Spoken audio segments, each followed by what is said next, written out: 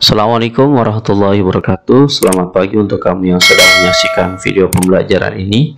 Masih di channel Junaidi Fayat. Kali ini kita akan membahas pembelajaran 2 di subtema 1 dari tema 1 untuk kelas 6 SD. Pada video pembelajaran ini kita akan membahas dua materi ini: penerapan sila pertama dan kedua Pancasila dalam kehidupan sehari-hari, dan yang kedua adalah mengenal karya seni patung. Sebelum kita menyaksikan dan membahas materi kedua tersebut, silakan untuk kamu yang sedang menyaksikan ini, silakan simak benar-benar baik-baik agar kamu mudah dalam memahami kedua materi yang akan saya bahas tersebut. Yuk langsung saja kita bahas. Materi pertama sesuai dengan cover yang tadi sudah kita lihat adalah materi dengan muatan PPKN dengan kompetensi dasar 3.1 dan 4.1, dimana kalau kita baca ya judulnya, penerapan sila pertama dan kedua Pancasila dalam kehidupan sehari-hari. Kira-kira kamu hafal nggak ya dalam sila Pancasila yang tadi saya sebutkan, sila pertama dan sila kedua? Coba kamu baca sila pertama dan sila kedua. Ya, betul. Sila pertama dari Pancasila adalah ketuhanan yang Maha Esa. Kemudian sila yang kedua adalah kemanusiaan yang adil dan beradab. Kalau kita perhatikan di sini ada gambar ya, ada siswa dan begitu juga dengan guru, di mana sebelum memulai aktivitas kegiatan pembelajaran mereka melakukan yang namanya berdoa. Aktivitas ini dilakukan di awal dan di akhir pembelajaran pada kegiatannya sehari-hari. Sila pertama Pancasila itu mengandung makna bahwa bangsa Indonesia bertakwa kepada Tuhan yang Maha Esa. Ini adalah cermin dan khusus ya, khusus dimiliki oleh bangsa Indonesia. Adapun nilai-nilai yang terkandung dalam sila pertama, kalau kita perhatikan, kita simak ya. Yang pertama mengandung nilai-nilainya bertakwa kepada Tuhan yang Maha Esa. Ini jelas tertera karena silanya berbunyi ketuhanan yang Maha Esa. Kemudian yang kedua, nilai-nilai yang terkandungnya adalah mensyukuri segala yang ada di alam semesta. Karena menyangkut dengan bertakwa, otomatis dia akan mensyukuri. Ketiga, mengakui kebebasan memeluk agama. Ini hal yang penting dalam kita bersosial, karena kebebasan memeluk agama itu tidak boleh dipaksakan dan tidak boleh mengajak kepada orang yang sudah beragama. Serta yang terakhir, yang keempat, menghormati dan saling menjaga kerukunan antar pemeluk agama. Jadi kita harus sesama kita, tetangga kita, teman kita itu harus saling menghormati dan menjaga kerukunan walaupun kita berbeda agama. Empat hal ini adalah merupakan nilai-nilai yang terkandung dalam sila pertama Pancasila. Gimana? Mudah ya memahaminya dari materi slide ini? Kita lanjut ke slide berikutnya. Sesuai yang tadi sudah kita utarakan ya, dan kamu sebutkan, sila kedua bunyinya adalah kemanusiaan yang adil dan beradab. Nah, di sini kita lihat atau kita temukan gambar ya, di mana ada banjir, bencana banjir, dan di sini ada posko.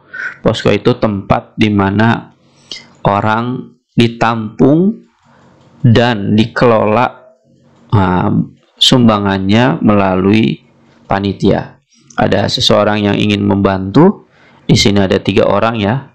Ada yang membawa karung atau bantal, kemudian ada bawa kardus, misalkan kardus air mineral, kemudian ini ada kotak, seorang anak kecil yang membawa kotak. Sila kedua itu kalau kita perhatikan dari bacaan yang tadi sudah kita baca bersama, mengandung makna adanya pengakuan terhadap persamaan derajat antar sesama manusia dan bahwa setiap warga negara memiliki hak dan kewajiban. Jadi manusia antara satu dengan yang lainnya itu memiliki hak dan kewajiban jika kamu tinggal di negara Indonesia dan mengakui Pancasila sebagai dasar negara. Itu makna yang terkandungnya. Adapun nilai-nilai yang terkandung dalam sila kedua, kalau tadi sila yang pertama ada 4, maka sila yang kedua ini terdapat 5 nilai-nilai yang terkandung. Yang pertama, mengakui persamaan derajat antar sesama manusia. Nah, derajat manusia itu pada dasarnya sama. Nah, kalau dalam agama yang kita miliki, perbedaan derajat kita itu yang membedakan hanyalah ketakwaan. Kemudian yang kedua, mengakui persamaan hak dan kewajiban antar warga negara. Maksudnya adalah ketika ada saudara kita, tetangga kita tertimpa musibah, maka kita memiliki kewajiban untuk menolongnya. Karena ini adalah bagian dari nilai yang terkandung pada sila kedua. Lalu yang ketiga adalah mengembangkan sikap tenggang rasa nih. Ketika kita menjadi bagian dari komunitas masyarakat yang ada di lingkungan kita, maka kita wajib untuk mengamalkan yang namanya tenggang rasa, toleransi, hidup rukun, dan mengakui warga yang lainnya sesuai dengan hak dan kewajibannya. Kemudian yang keempat, saling menyayangi sesama manusia. Jadi nggak ada saling membenci ya antar manusia satu dengan yang lainnya. Serta yang kelima, yang terakhir adalah gemar melakukan kegiatan kemanusiaan. Ini yang penting ya, karena bagian dari kehidupan kita akan bernilai, bermanfaat manakala kita melakukan yang namanya kegiatan kemanusiaan. Contohnya sesuai yang ada pada gambar ini, yaitu melakukan atau membantu para korban bencana banjir dengan sesuai apa yang kita mampu, kita miliki, maka berikanlah yang terbaik yang bisa kita berikan. Kita lanjut ke slide berikutnya.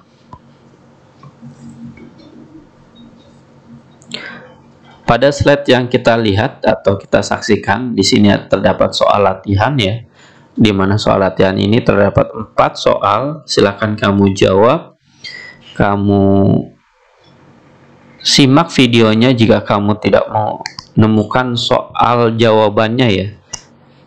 Nah, 4 soal ini kamu temukan insya Allah dalam video pembelajaran yang kita lakukan pada saat ini.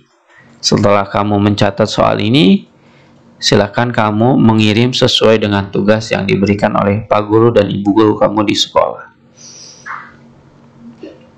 Lanjut ke materi yang kedua, yaitu materi dengan muatan SBDP dengan KD 3.1 dan 4.1. Materi kedua ini adalah materi yang terakhir ya pada video pembelajaran kita, yaitu mengenal karya seni patung. Nah, ini contohnya ya, patung Insinyur Soekarno dan patung Muhammad Hatta. Patung adalah karya seni 3 dimensi. Kenapa disebut 3 dimensi? Karena bisa dilihat dari depan, dari samping kanan, kiri, dan belakang. Inilah yang disebut dengan 3 dimensi. Yang bisa jadi meniru bentuk manusia, hewan, tumbuhan, ataupun benda yang dibuat menggunakan teknik tertentu. Maksudnya teknik tertentu itu bisa menggunakan teknik memahat atau teknik mengukir. Nah, ini bagian dari patung yang dapat kita rasakan atau kita temui di jalan-jalan.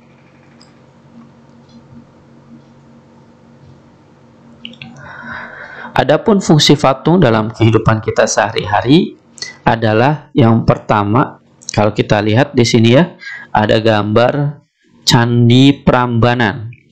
Di sini ada patung ya, patung Buddha.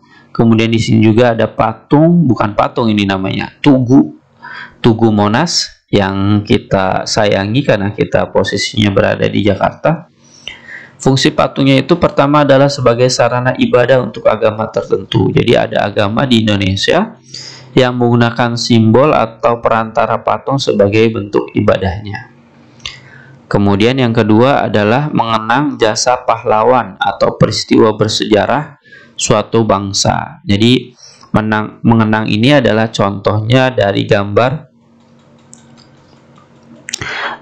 yang tadi kita sudah lihat ya. Ada gambar Insinyur Soekarno dan Muhammad Hatta. Kemudian yang ketiga adalah pelengkap konstruksi bangunan. Nah, bisa jadi patung yang dibuat itu untuk pelengkap konstruksi bangunan. Yang keempat adalah penghias bangunan, taman, atau tempat lainnya.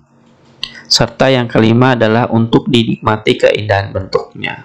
Nah, yang ini adalah lebih tepatnya untuk kita nikmati keindahannya.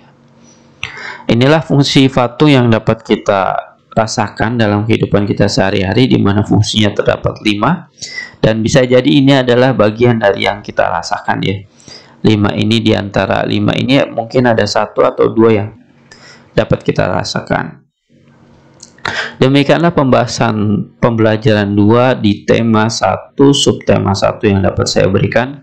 Semoga menambah manfaat. Wassalamualaikum warahmatullahi wabarakatuh.